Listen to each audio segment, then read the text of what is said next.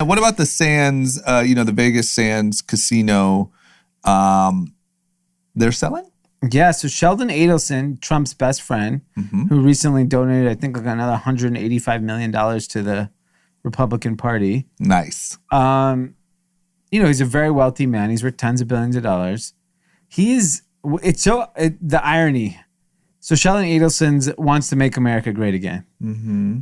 What he doesn't want to do is help his only American properties, which exist in Las Vegas under the Sands Group, which is the Venetian, which is all those properties. Mm-hmm. He wants to sell it. Why? What's booming? Asia, Macau, Singapore. He effectively wants to dump his American business, looking to dump it at $6 billion and focus on Asia. So this man that is donating all this money to make America great again wants to focus on Chinese people. He can't make money off Americans, so he was making money off Chinese people. Isn't that funny? It is. Just America. Well, all we're doing is investing in America, right? Yeah. American jobs. America, everything. America, He's taking all his wealth and focusing it on Macau. So what's interesting about these MAGA characters? Yeah, they're like, you're a Chinese casino owner. Yeah. Like, what are you doing? Okay. And it's interesting because it also begs to really think about what does Vegas look like in this post-corona world, right? I'm sure, I've had friends go to Vegas. Everyone said it's not the same. It can't be, right? Yeah. Even if people are just crazy, it still can't be like. Yeah, and I believe there is gambling going on, but there was an entertainment experience of Vegas that was as important as the gambling. Yep. So maybe 50 years ago, people just caught a dinner and gambled, and that was what Vegas was. The last 15 years, it's been about gambling, restaurants, nightlife, a show. It was an experience, and none of that is happening right now. That's what I'm saying about the country. Yeah. Even if you're doing okay, you personally, financially, whatever, it's like Vegas.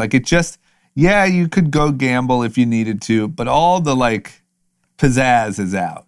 Yeah. You know what I mean? The shows, the extra shit that makes that is sucked out. So now you're just going to be depressed at a blackjack table. Yeah.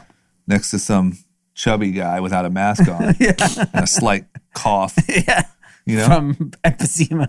Yeah. That's the really interesting thing about, I just think about places like Las Vegas, which are such huge businesses. Mm-hmm. And especially in Las Vegas, which does rely heavily on conventions and business travel, right? How if you, Microsoft just reported its earnings just now. It was record. Yeah. Record revenue, record earnings, record everything. Yeah. If I'm Microsoft, I'm banning business travel. We just had a record year and no one left their house. Yep. Why would I allow you to go to Vegas to trick off at a Carbone meal? Can you imagine for a company like Microsoft what that line item looks like? Hundreds of millions. Why would they agree to that, right? If you're Amazon, record year, why would you allow fuckery of going to Vegas? Yeah. I feel like a lot of that stuff is over forever, to your point. How many other companies were so loose? I was talking to Karine the other day, and I was talking about how we used to just, we'd fly to Seattle for an hour-long meeting. Yeah. We'd fly to New York for a couple meetings. You'd spend $20,000 to have a meeting. You would never do that. Literally, I don't think there's ever a time in our lives when we'll do that again, unless, it's some investment pitch or something where you just have to be there. Well, you can make the argument that you don't have to. I know. And now you've proven that you don't for a whole year. So it's how can you ever convince someone to do that again? If someone said, oh, you have to be here, I'd be like, fine, pay for my travel. Yeah.